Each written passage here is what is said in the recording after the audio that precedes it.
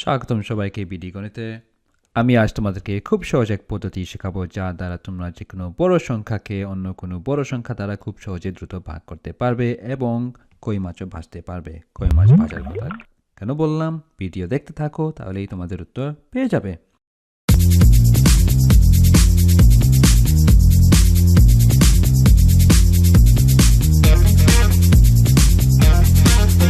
তোমরা বইয়ের উদাহরণেও দেখেছো যে ভাজ্য, ভাজক, ভাগফল, ভাগশেষ কোনটা কি অনেক সময় তোমাদের বুঝতে অনেক কষ্ট হয়।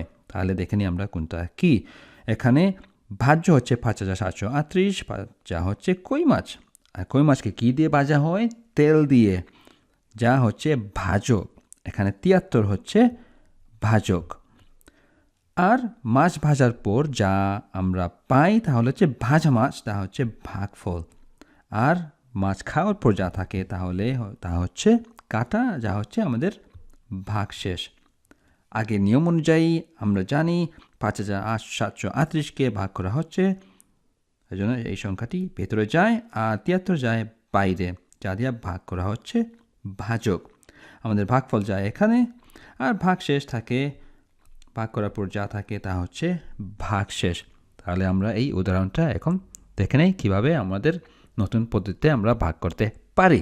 আগে নিয়ম অনুযায়ী আমরা জানি যে 5838 যায় ভেতরে, 5738 যাবে ভেতরে আর 73 যায় বাইরে, কারণ 73 হচ্ছে আমাদের ভাজক আর ভাজ্য যায় ভিতরে।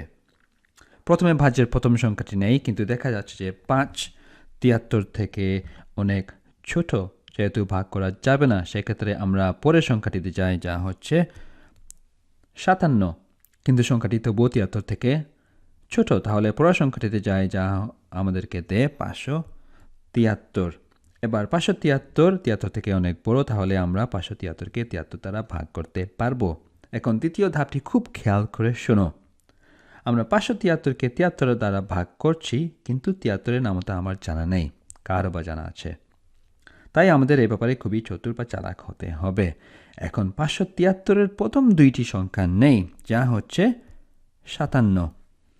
57কে আমরা ভাজক এর প্রথম সংখ্যাটি দ্বারা ভাগ করি, যা হচ্ছে 7। তাহলে আমরা পাই 57কে 7 দ্বারা ভাগ করলে আমরা জানি 7-এর নামতা 7 57-এর ভিতরে যায় 8 বার, কারণ 7 8 56। এবার 73কে 8 দ্বারা গুণ করি, 73কে 8 দ্বারা গুণ করি, তাহলে আমরা পাই 324, হাতে থাকলে 2, 7 56, 57 58, 584। এখন 584 573 থেকে বড়, তাহলে আমরা অবশ্যই বলতে পারি যে 73কে 7 দ্বারা গুণ করলে যে সংখ্যাটি পাওয়া যাবে সে সংখ্যাটি 573 থেকে ছোট হবে। তাহলে আমরা 73কে 7 দ্বারা গুণ করি, 3 7 21, হাতে থাকলে 2, 7 7 49, 50 51, 511। তাহলে 73কে আমরা 7 দ্বারা গুণ করলে পাই 511। 511 73কে 7 দ্বারা গুণ করে পাই। এখন বিয়োগ করে নেই, 3 থেকে 1 বিয়োগ করলে থাকে 2, 7 থেকে 1 বিয়োগ করলে থাকে 6। 65 73 থেকে অনেক ছোট, তাহলে আমাদেরকে পরের সংখ্যাটা নামিয়ে আনতে হবে। আমাদের নতুন সংখ্যাটা হচ্ছে 628। তাহলে আমরা দেখতে পাচ্ছি যে এবার আমাদের 628কে 73 দ্বারা ভাগ করতে হবে। এবার আমাদের আগের নিয়ম অনুযায়ী আবার ভাগ করি। এখন আগের নিয়ম অনুযায়ী আবার ভাজ্যের প্রথম দুইটি সংখ্যা নেই, যা হচ্ছে 62।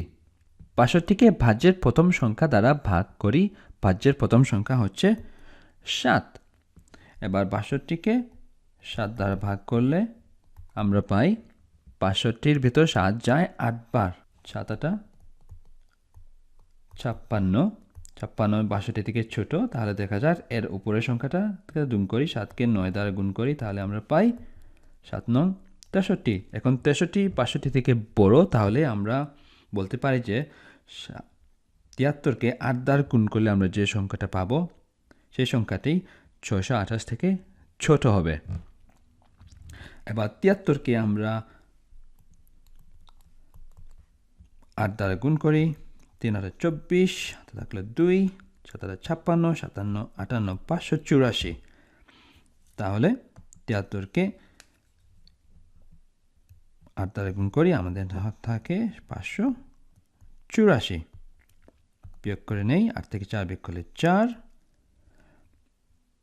2 8 থেকে ছোট, তাহলে আমাদের পাশের বাড়ি থেকে 1 ধার নিতে হবে, আর পাশের বাড়িতে থাকে 5। 12 হয়ে গেল আমাদের সংখ্যাটা। 12 থেকে 8 বিয়োগ করলে হয় 4, আর 5 থেকে 5 বিয়োগ করলে 0। তাহলে এখানে দেখতে পাচ্ছি যে আমাদের সংখ্যাটি হচ্ছে 44, যা হচ্ছে আমাদের ভাগশেষ। 44 73 থেকে অনেক ছোট, তাই আমরা 44কে 73 দ্বারা ভাগ করতে পারবো না।